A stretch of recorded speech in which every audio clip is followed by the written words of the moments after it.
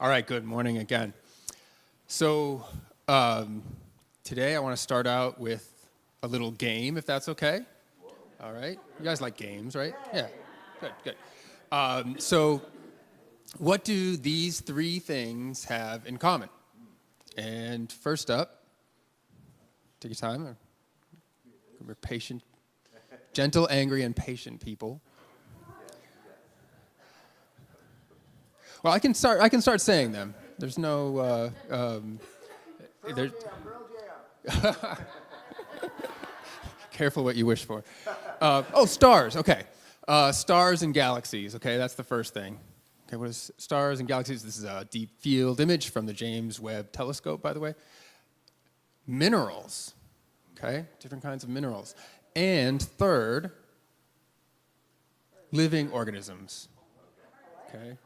Yeah, lots of color there. What do these things have in common? And we'll put them all on one slide. Oh, sorry, go ahead. Made of elements. Excellent. What else? What are they? Colorful. Yes. Bright. Sometimes. Energy changing. Okay. We're getting there. Variety. Yeah.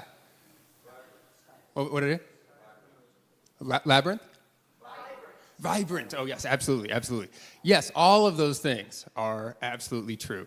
And I'm going to leave you in suspense for a minute while I explain why I put those three things together. So the next slide here has just the first page of an article from the October issue of the Proceedings of the National Academy of Sciences.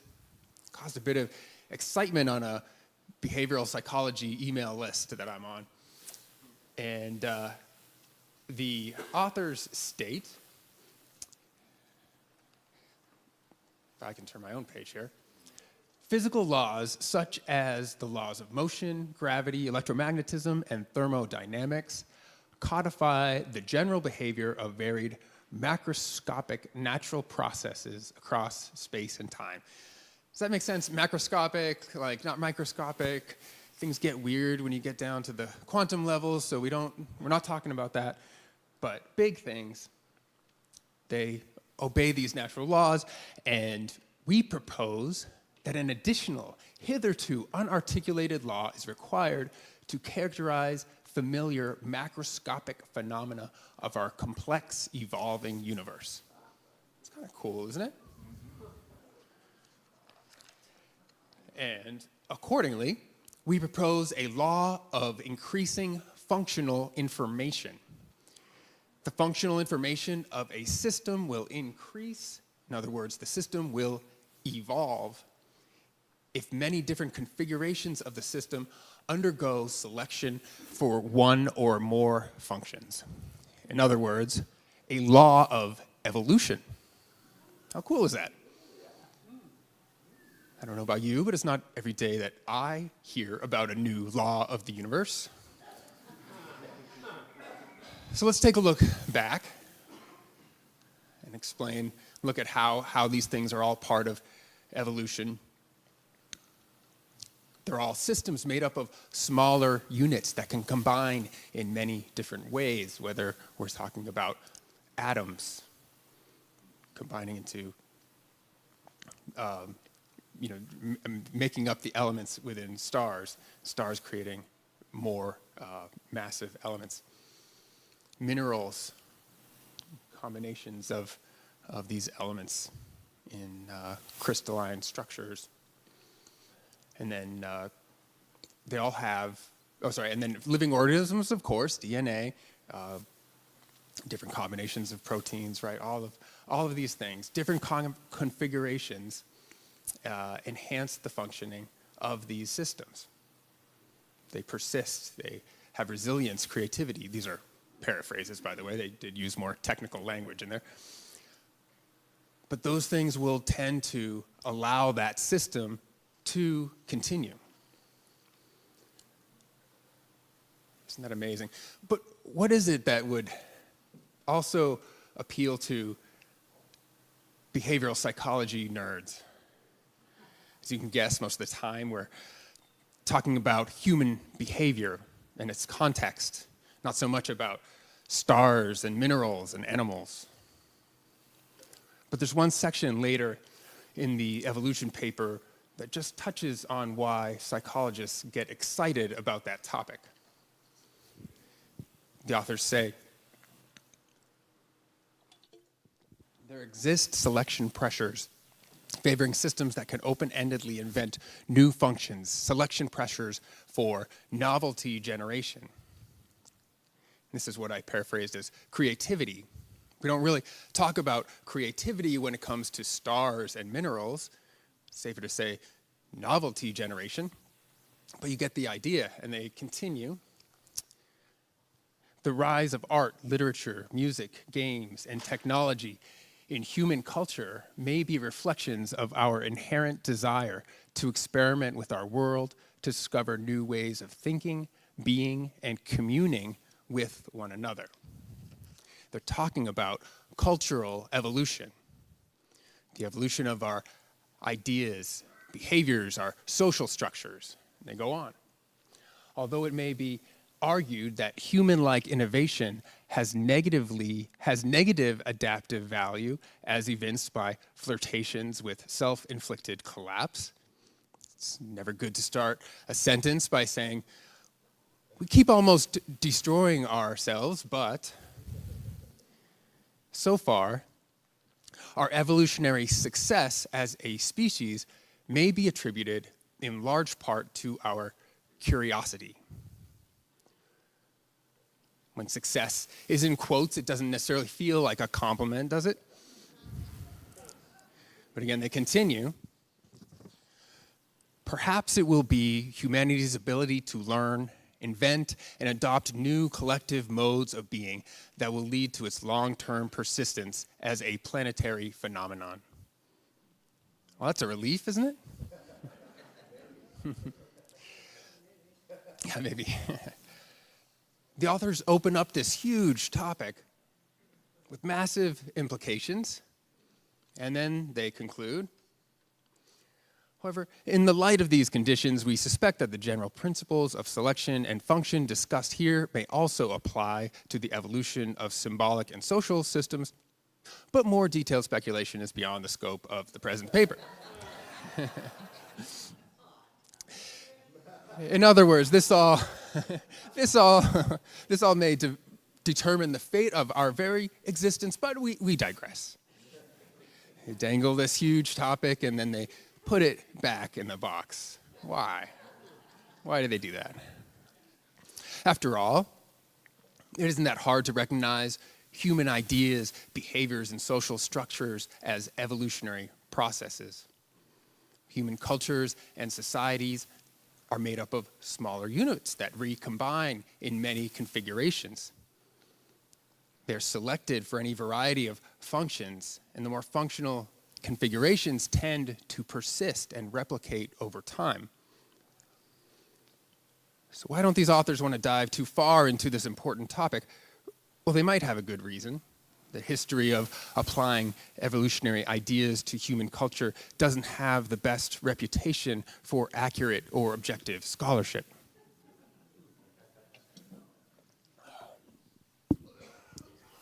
We all know the Nazi German interpretation of fitness and where their logic took them.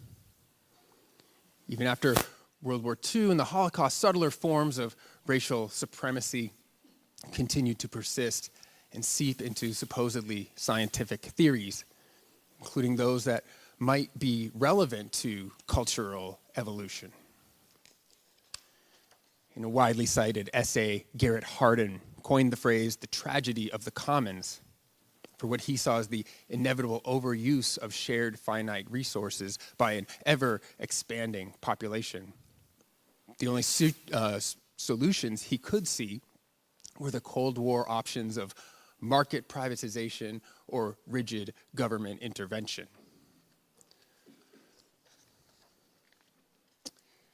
But as political scientist Matto Mildenberger wrote recently, people who revisit Hardin's essay are in for a surprise. Its 6 pages are filled with fear-mongering, Subheadings proclaim that freedom to breed is intolerable. It opines at length about the benefits if children of improvident parents are allowed to starve to death.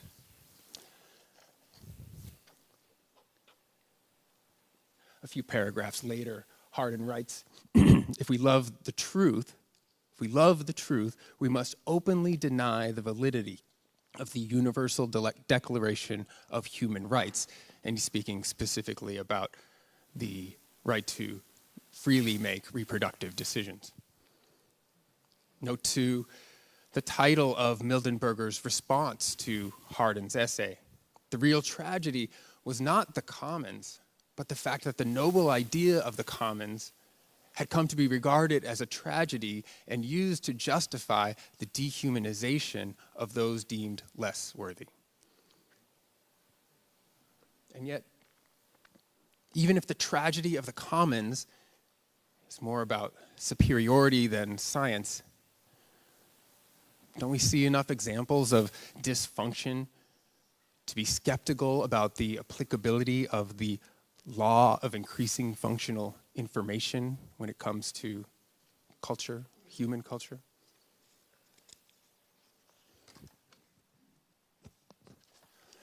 After all, where's the increasing function in our anemic response to environmental catastrophe? Where is increasing function in the seeming mutual death spiral of violence in Israel and Palestine? A grinding war in Ukraine, not to mention dysfunction in government and flirtations with autocracy in the midst of the longest-running democratic experiment. Is anyone consoled if we say the arc of history is long, but it bends towards function?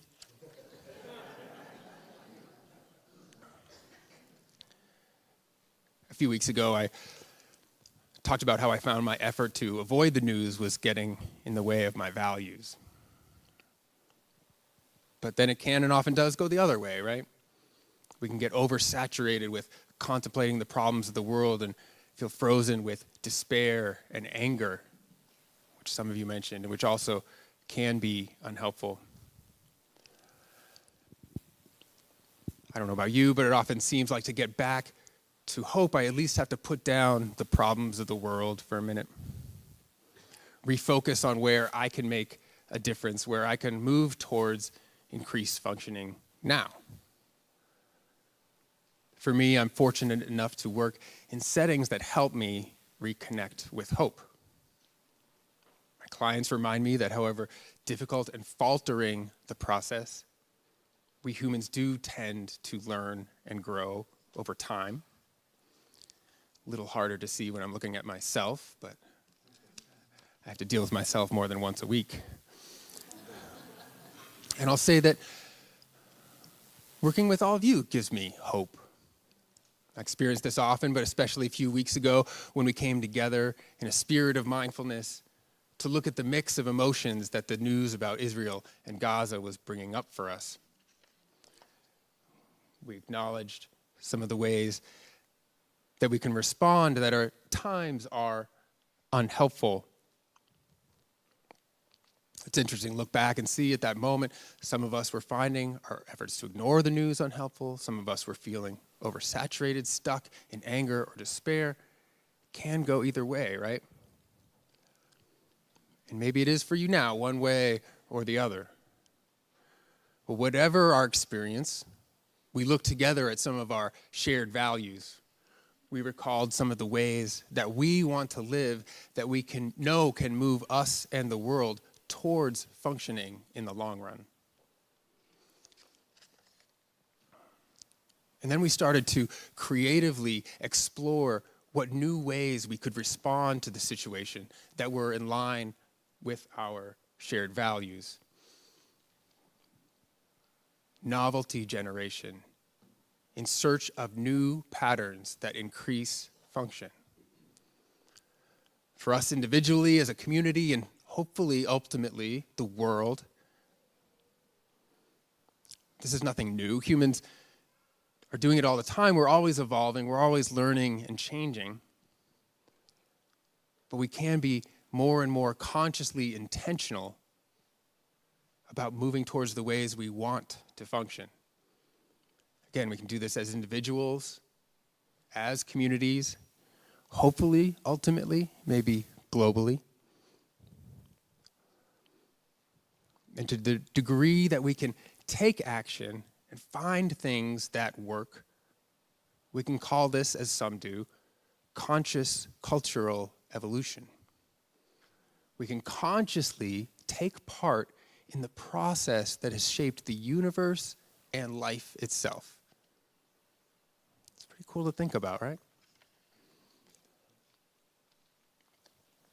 I've spoken before about the work of evolutionary biologist David Sloan Wilson, pictured here with the late E.O. Wilson and a Darwin impersonator.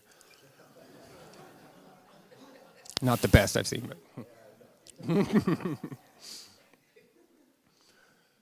Both Wilsons, they're not related, they both did pioneering work exploring how evolution is not just about competition, this red and tooth and claw understanding of natural selection. That is part of it. But evolution can ultimately lead to greater and greater cooperation, generosity.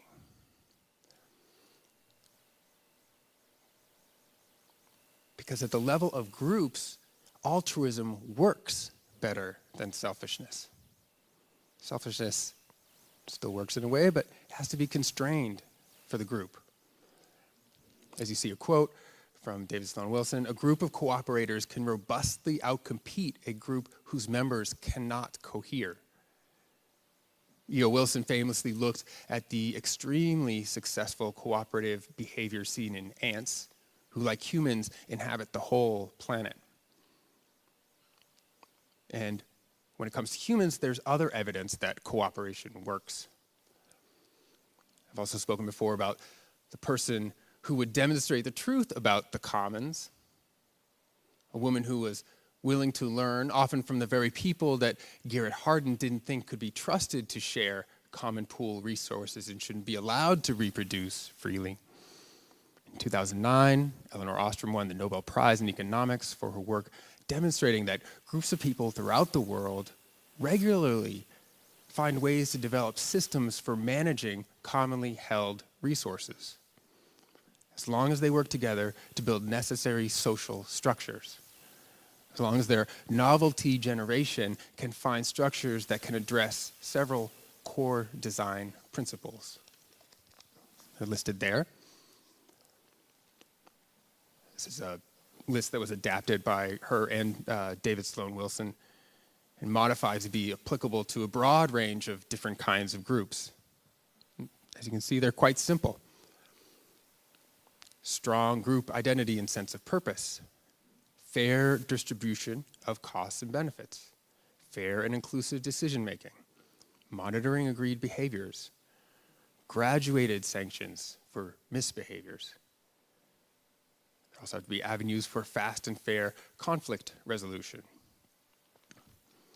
Ostrom was also an expert in polycentric governance, so the last two there are in that regard.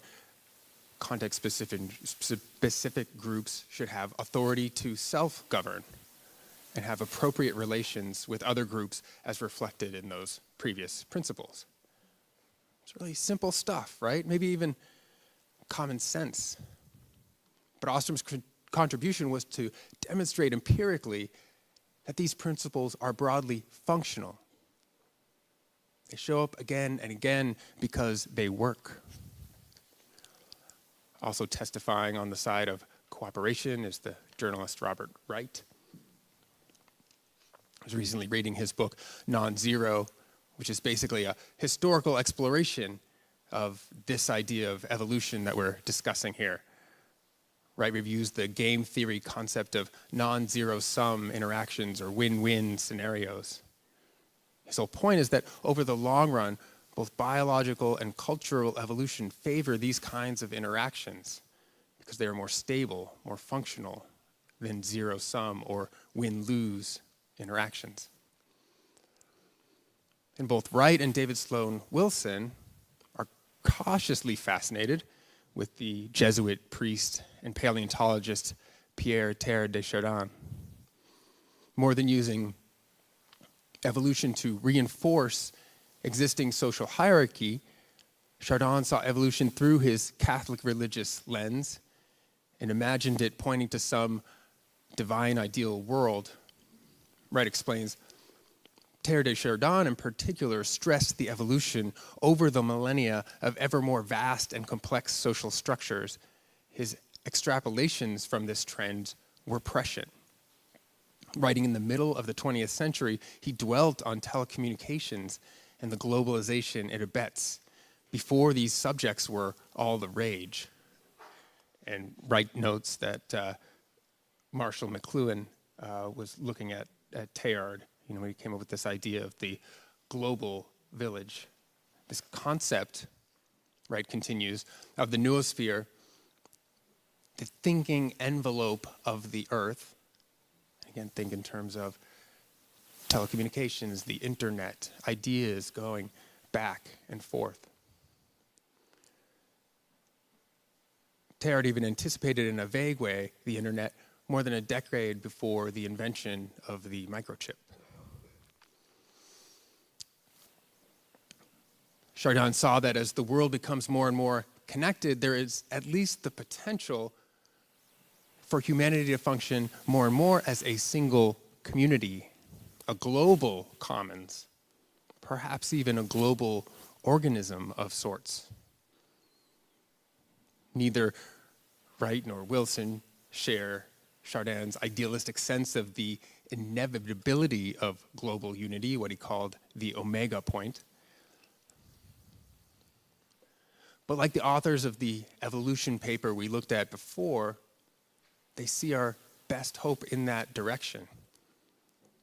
Perhaps it will be humanity's ability to learn, invent, and adopt new collective modes of being that will lead to its long-term persistence as a planetary phenomenon. I can't see a better way to spend our time here than to use our values to try to consciously evolve towards a global commons. To keep trying to find things that function in the long run. Thanks.